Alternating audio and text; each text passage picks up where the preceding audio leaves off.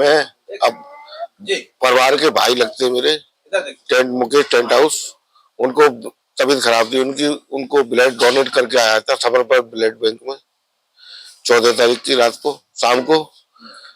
तो मैं दूध पीने निकला, मैं दूध पी आऊंगा, अचानक पीछे से इन लोगों ने हमला कर दिया मेरे को और मुझे वहीं पटक दिया और ताबड़तोड़ वारदात करते रहे। किन लोगों ने और किस लिए मारा?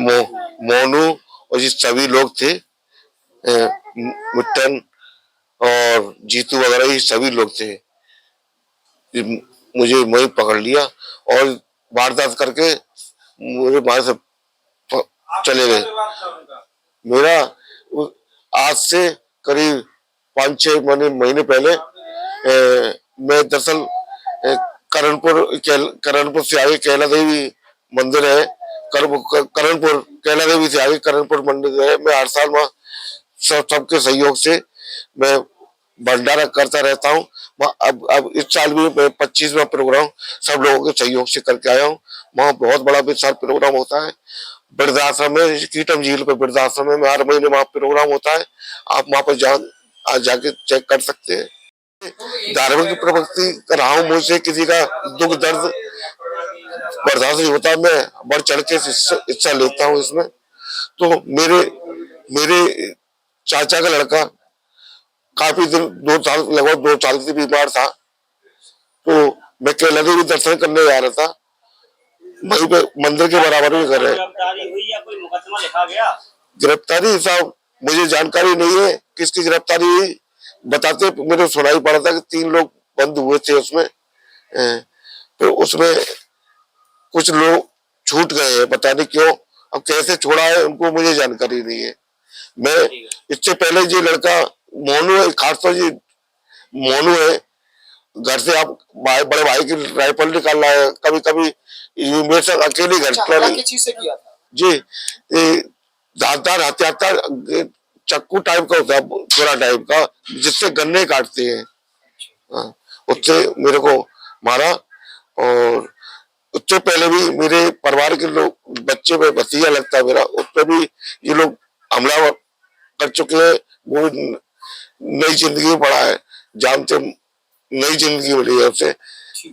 और घर से ठीक आप इधर देखिए। हाँ सर, मैं शेखर कुशवाहा, निवासी सेक्टर 1 आवाज विकास कॉलोनी, थाना जगदीशपुरा। क्या परिचय? ये सर मेरे पिताजी हैं, मैं इनका बड़ा बेटा हूँ, ये छोटा बेटा है। सर मेरी बोदला चौराहे पे दुकान है सर।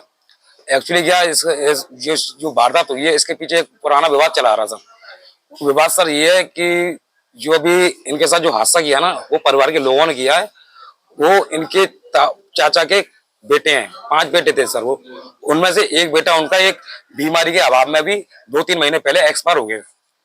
तो एक्चुअली क्या सर, ये मेरे पिताजी धार्मिक प्रवृत्ति के जगह जगह भंडारे वगैरह कराते रहते हैं सर।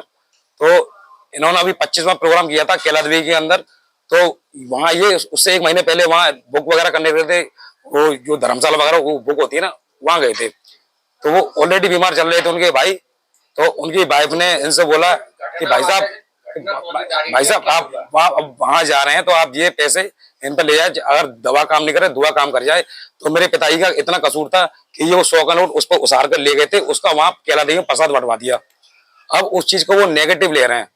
उसके बाद में आज वहां से कैला देवी से लौटने के बाद में 20-25 दिन बाद वो एक्सपायर हो हॉस्पिटल में।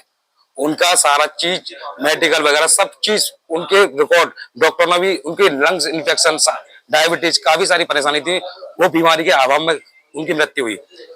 उसके बाद में अंतिम संस्कार वगैरह सब होने के बाद में उनके घर वाले उस वीडियो को दिखाते हैं कि जो पैसे उसारे थे, और बोलते हैं कि ये तंत्र विद्या करके तुमने मेरे भाई को मरवाया है, ये कारण। तो हमला कब हुआ, किस तरीके से हुआ? हमला मांगे आपकी 14 दिसंबर 9 बजे रात को, लगभग 9 बजे रात्रि को। पिताजी मेरे घर से खाना खाने के बाद में डेली टहलते हैं, उसी दिन भी यही हुआ था।